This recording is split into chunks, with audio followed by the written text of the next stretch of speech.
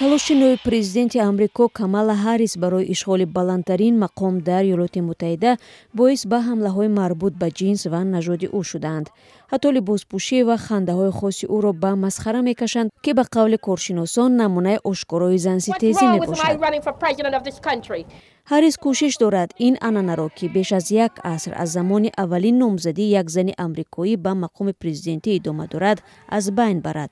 Аммо таҳлилгарон мегӯянд, нажоди омехтаи Камала Харрис ин мушкилотро печидатар мекунад. Ин суханони Доналд Трамп, раиси ҷумҳури собиқ ва ҳоло номзад ба президентӣ аз ҳизби ҷумҳурихоҳ аст. ӯ ҳамеша ҳиндӣ буд ва танҳо анъанаҳои ҳиндиро таблиғ мекард.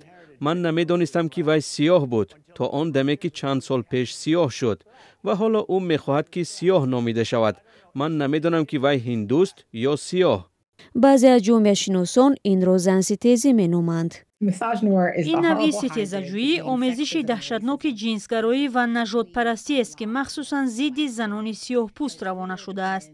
решаи он аз қолабҳое бармеояд, ки дар бораи занони сиёҳпӯст вуҷуд доранд ва назарҳое мебошанд, ки ба меъёрҳои мардсолории сафедпӯстон рост меоянд. ин ҳамлаҳои таблиғотӣ ҳатто баъзе аз сахттарин мунаққидони ҷумҳурихоҳи Харрисро водор карданд, ки ба ин баҳсҳо дахолат кунанд. нисбат ба Камала Харрис инҷо ягон ғарази шахсӣ ва нажодӣ нест. ҷинси ӯ ба ин чиз ҳеҷ дахл надорад. муҳаққиқон мегӯянд, аз сӯи занони сунъатгаро пуштибонии ҷиддие ба мушоҳида мерасад. далели ин тораф маҳбуб шудани ҳаракати дӯстона дар Инстаграм аст, ки нақши занонро ҳамчун хонашин, модар ва ёвар арзёбӣ мекунанд.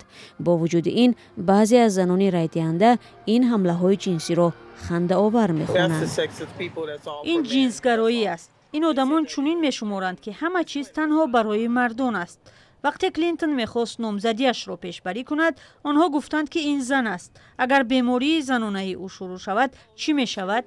ҷангро оғоз мекунад. Браун аз донишгоҳи Ҷорҷтаун ҳадс мезанад, ки Трамп аз рӯбарӯ шудан дар майдони баҳс бо Харрис метарсад ва аз ин рӯ аз ҳамлаҳои шахсӣ истифода мекунад. Харрис ва Трамп рӯзҳои охир дар шабакаҳои иҷтимоӣ баҳс карда ҳамдигарро ба канорагирӣ аз мубоҳисае, ки рӯзи 10 сентябр пешбинӣ шудааст, айбдор карданд. Трамп қадами аввалро бо даъват ба баҳси рӯзи 4 сентябр дар шабакаи хабарии дӯстдоштааш гузошт. ба фикри ман аз ҷониби Трамп ин як иқдоми оқилона аст. бо назардошти он, ки Камала Харрис собиқ додситонӣ аст ва мушоҳидаҳо аз баҳсҳояш бисёр одамонро ба он фикр водор мекунад, ки ӯ бештар рӯи мушкилоти Доналд Трамп тамаркуз хоҳад кард. аз замоне ки занон дар соли 1920 ҳуқуқи овоздиҳиро ба даст оварданд, ҳузури онҳо дар интихоботи президентӣ афзоиш ёфт.